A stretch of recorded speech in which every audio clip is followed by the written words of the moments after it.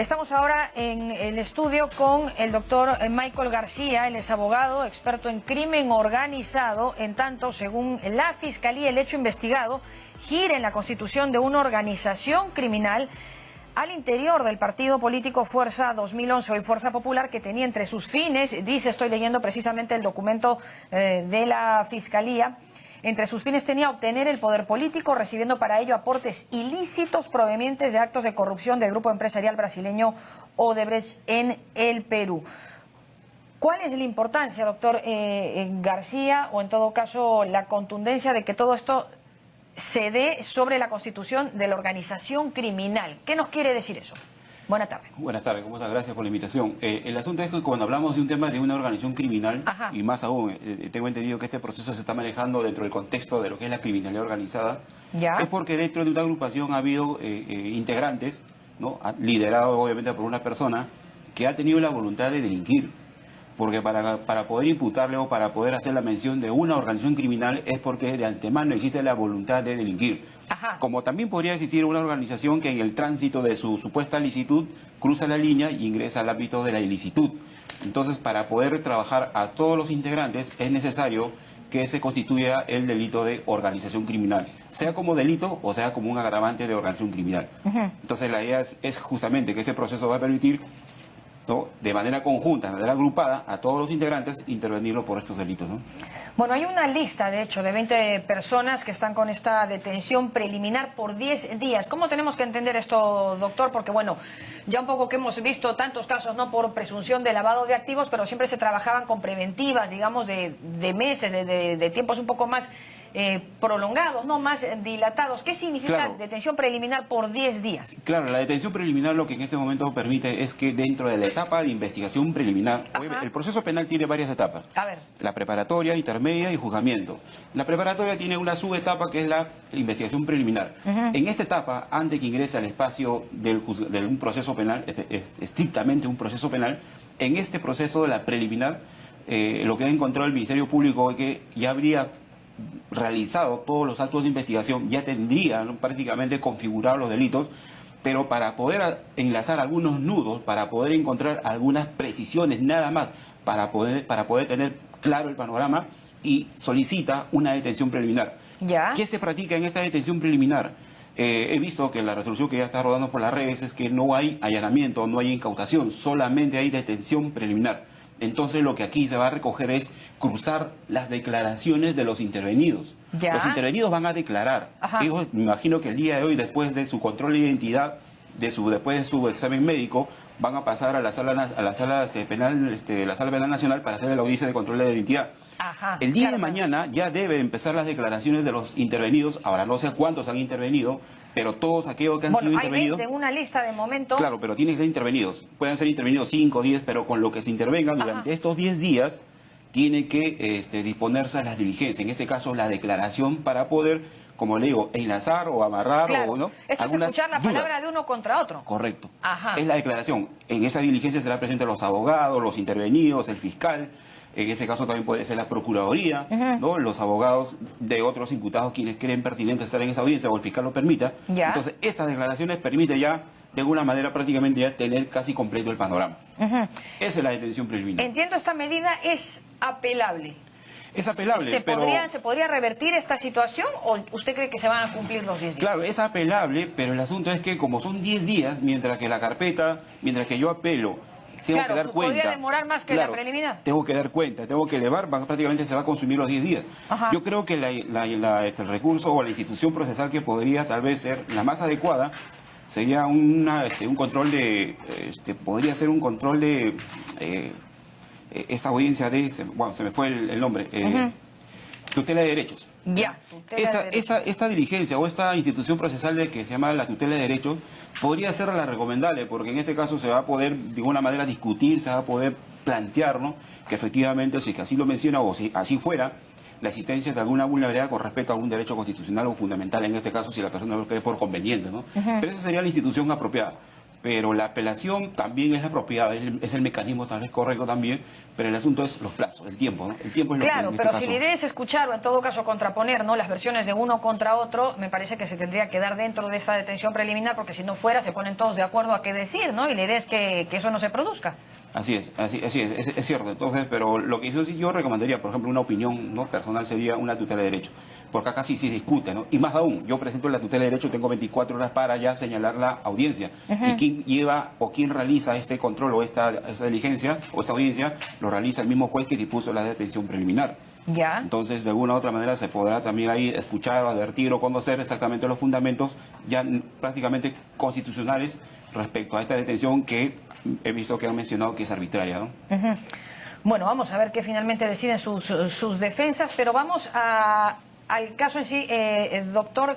Es por aportes, ¿no? Y hasta un poco hasta el cansancio se ha repetido, se ha dicho que los aportes en campaña no configuran un delito como tal, que lo que se esperaba en todo caso dentro del caso ya Lavallato era el tema de los sobornos, pero aquí estamos hablando, o en todo caso está hablando la Fiscalía de una organización criminal. Se ha identificado los niveles de organización criminal, bueno, liderazgo y demás colaboradores de organización criminal. ¿Sí podría entonces constituir finalmente un delito esto de los aportes? ¿Cómo así? Claro, lo que pasa es que dentro de la tesis del fiscal lo que está planteando es que los aportes habrían o tendrían habrían provenido de una acción ilícita, ¿no? Ajá. Porque eso es prácticamente por el cual se está señalando que no es un aporte ilícito, sino que esto tiene una fuente ilícita y de una u otra manera para poder apantallar esta cuestión es que se habrían realizado algunas rifas, ¿no?, y algunos cócteles. Como de acuerdo a la investigación que han realizado, estos ingresos no tendrían un soporte objetivo, no habría los documentos apropiados para decir que efectivamente los aportes han sido por intermedio de estas actividades. Pero lo que sí tal vez apunta la investigación preliminar o ya realizada por fiscal y lo que plantean en esta investigación es que efectivamente los aportes habrían tenido proviene de algo ilícito, ¿no? Eso es más o menos lo que apunta la tesis. Pero como le digo, cuando hablamos de un tema de organización criminal es porque cada uno de sus integrantes, de acuerdo a la función o el rol que se ha diseñado dentro de la organización, al parecer habría cumplido exactamente, ¿no? Es por eso que la Fiscalía ha estructurado se puede decir, la forma de cómo estaría compuesto estas organizaciones. Ahora, cuando hablamos de organización criminal, de una manera suena pues un poco impactante, pero lo que pasa es que el tipo penal es organización criminal, no habría otra forma de señalarlo o decirlo. No podría ser una banda criminal. La banda criminal es mucho más sencilla, mucho más simple, pero el tema de la organización criminal es el tipo penal que exactamente calza para estos tipos de actividades. Ahora, la vía procedimental que en este caso el fiscal ha elegido es trabajar con la ley de crimen organizado, ¿no?, que es un proceso totalmente distinto a un proceso común. Ya. Si bien es cierto, en estos procesos contra la criminalidad organizada es una mixtura entre la ley y el Código Procesal, pero para los actos de investigación siempre se recogen las técnicas de investigación que la ley en este caso ofrece. Y así había sucedido, es por eso que se han generado las incautaciones, se han generado las pericias. Tal vez en este caso sí nos sorprende que no hayan tal vez las escuchas, pero lo que pasa es que como son procesos bastante técnicos por el tema de que las pericias serían la fuente principal de cómo se genera o cómo se podría advertir la ilicitud, en ese caso se han valido de estos elementos de prueba, ¿no?, o estas técnicas también de investigación. ¿Sentencias de cuánto tiempo estamos hablando de confirmarse, ¿no?, de comprobarse las sospechas de la Fiscalía? Mira, el asunto es lo siguiente, cuando acá estamos hablando de una imputación respecto al tema del lavado, aunque la Fiscalía habla también que esto tiene que llevarse con un equipo de corrupción, lo primero que antes de hablar de una pena, lo que tiene que hacerse es generar una imputación objetiva correcta. O sea, ¿qué delito exactamente se le debe imputar? Cuando se le puede imputar alternativamente, en este caso en la etapa preliminar, no podríamos, decir una pena sería una aventura. Aventurarnos a decir Correcto. algo. Tal vez el delito que en este caso sí podemos trabajar y por el cual inicia, ¿no?, el relato del fiscal es el delito de organización criminal. Tal vez con ese delito sí se podría empezar. Por respecto a los delitos fines, si esta organización se constituyó para tal vez ser lavado de activo o de repente para generar actos de corrupción, ese tema todavía no está esclarecido. No se sabe para qué se habría no se sabe todavía qué tipo penal va a calzar con respecto a esta organización. Y personalmente no me podría aventurar, entonces, pero sí el delito que podría encajar aquí sería inicialmente el delito de organización criminal. Y respecto a ello, el Código Penal señala que tiene una pena máximo de 15 años, de 8 a 15. Pero con la ley de crimen organizado no se incrementa una tercera parte. Pero en este caso, hablando nada más y netamente sobre el delito de organización criminal, sería de 8 a 15, ¿no? Como pena máxima 15. Bueno, vamos a ver cómo avanza el caso. Luego hemos visto que, bueno, ya nos quedó un poco claro, ¿no? Porque es que tiene que ir de la prefectura a la Sala Penal Nacional para pasar ahora porque de pronto cuando detenían a una persona por todos estos casos, que de pronto se ha como judicializado y tal la política, que se veían pues todos ahí un poco inmiscuidos en temas judiciales, pasaban, quiero decir, del Ministerio Público a la carceleta del Ministerio Público y de ahí eran derivados de frente a alguna institución penitenciaria. Pero ahora va a pasar primero a la Sala Penal Nacional. En este caso, cuando se van, por ejemplo, hay una intervención y de frente se envía a la carceleta es porque hay un mandato de detención. Ajá. Pero en este caso es una detención preliminar. La detención preliminar, de alguna u otra manera, y bajo el nuevo código, bajo el nuevo modelo del código, necesariamente cuando se interviene una persona, lo primero que tiene que hacerse es su examen médico legista. Ajá. Después de ello tiene que ir a la audiencia de control de identidad. El control de identidad no permite que el juez, en este caso el mismo juez que puso la medida limitativa de detención preliminar, es justamente verificar si estamos hablando de la misma persona que se dispone en el auto, ¿no? Entonces, de esa manera se hace la audiencia, que eso es una cuestión bastante rápida, no es nada complejo, no hay ni una discusión que realizar. Entonces, por la cantidad, siempre y cuando, no hay información de cuántos intervenidos hace al día de hoy. Sé que hay algo mínimo de 2, pero son 20. No sé si los 20 están intervenidos.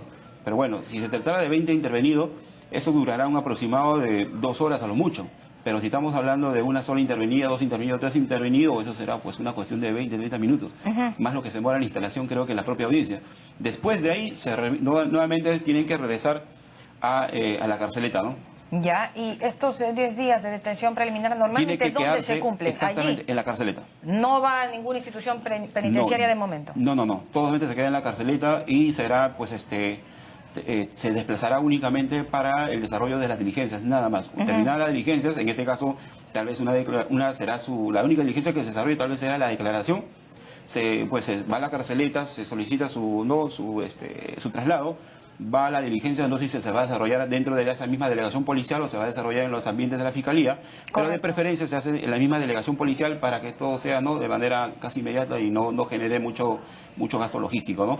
O mucho tema, o no se invierte en el tema logístico. Entonces lo que se hace es, en la misma institución se instala todo un ambiente para tomar sus declaraciones conjuntamente con las otras personas. Y ahí se generan otras actividades más que producto de su declaración se determinará, ¿no? De repente puede dar datos, puede dar nombres, puede dar algunas, el nombre el nombre de otra persona.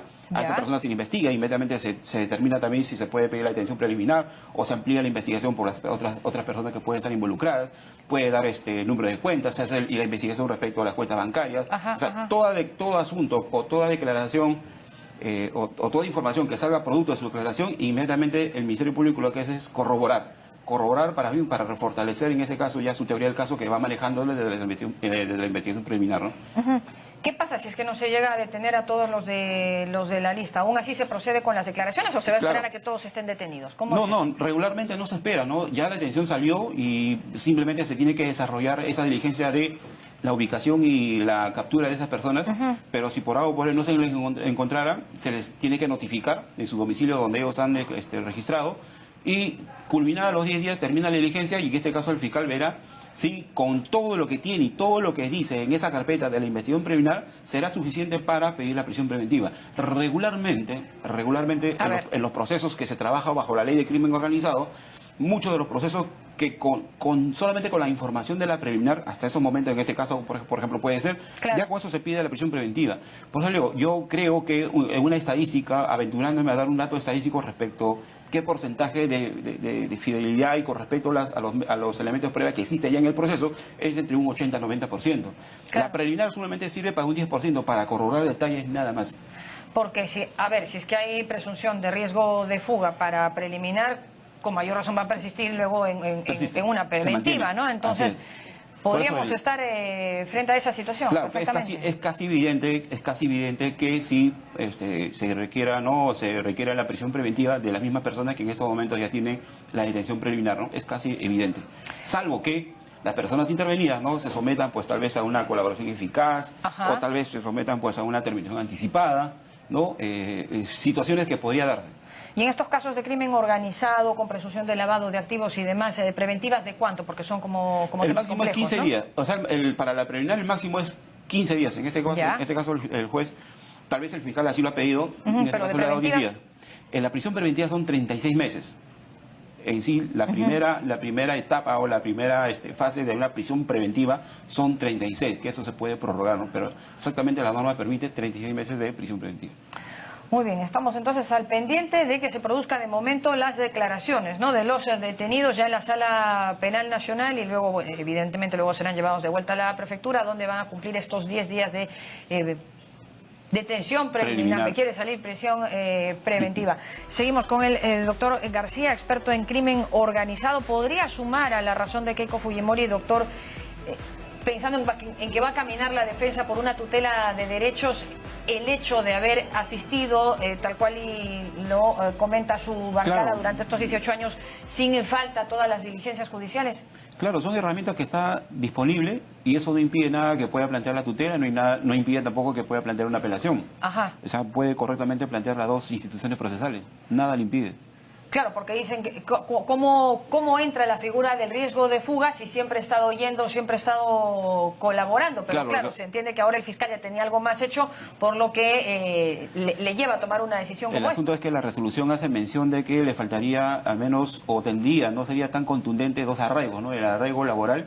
Ajá. Y con respecto al arraigo domiciliario, dado a entender que como tiene salida fuera del país de manera pertinente... Sí, no, para sus actividades deportivas. Y además también, dado que tiene familiaridad, ¿no?, en otro país, y por otro lado no habría la existencia de un trabajo estable, entonces esos arraigos más o menos para el Ministerio Público serían, pues no, causa alguna de que no tendrían los arraigos como sí tendría tal vez el arraigo familiar, ¿no? Entonces a veces uno de los presupuestos es que esto esté de una manera concatenado para poder evitar, ¿no?, justamente, no una de preliminar, sino también la preventiva, ¿no? Claro, ya el congresista Becerril hablaba de preventivas, pero no, estamos de momento ante una detención preliminar por 10 días donde se van a escuchar las diferentes voces de todos los detenidos. Claro, pero los argumentos que se va a considerar, por ejemplo, ya para la preventiva, no creo que cambie mucho con esos discursos respecto a los arraigos. Ajá. Ahí se va a mantener, de repente por eso refuerza algunos temas más, pero más o menos esa va a ser la columna vertebral por el cual va a ir la prisión preventiva de darse el caso, ¿no?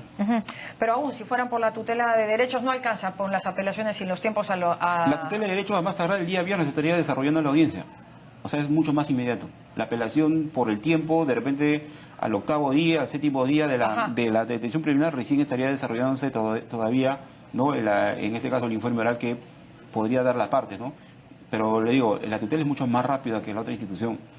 Vamos a ver qué decisiones toma finalmente la defensa de la señora Fujimori y la defensa, bueno, de las otras 19 personas involucradas en esta organización criminal, según lo estima la Fiscalía. Muchísimas gracias, doctor García, por haber comentado con nosotros este tema, abogado experto en crimen organizado. Nos vamos a ir a la pausa, regresamos con más en minutitos.